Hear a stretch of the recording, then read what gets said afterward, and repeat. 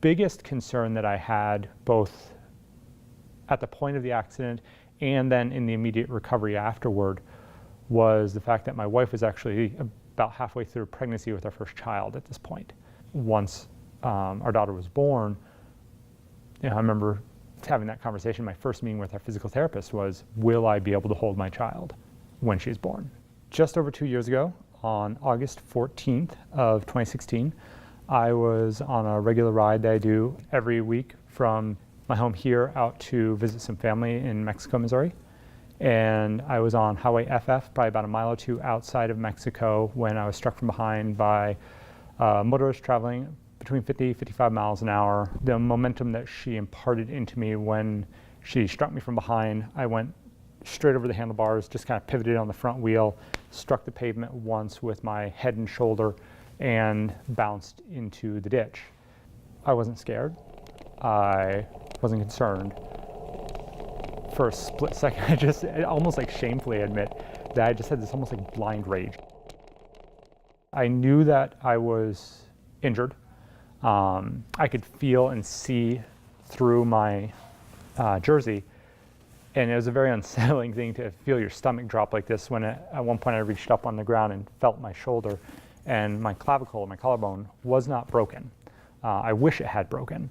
What happened instead is when I impacted ground is I completely severed the tendons that form the AC joint. So my collarbone, my clavicle, is essentially no longer attached to this side of my shoulder. And so it was tenting up and almost rupturing the skin by about 1.5 inches, 2 inches. When I did months of physical therapy afterward, and on day one, my therapist, who I'd never met before, this is our first experience together, she looked at me and she says, "I hate shoulders." And I'm like, "Sorry?" And she explained, she has nothing against me. It's that shoulders are complicated. There's a lot of range of motion and movement to a shoulder. It's not like a knee, which moves one direction.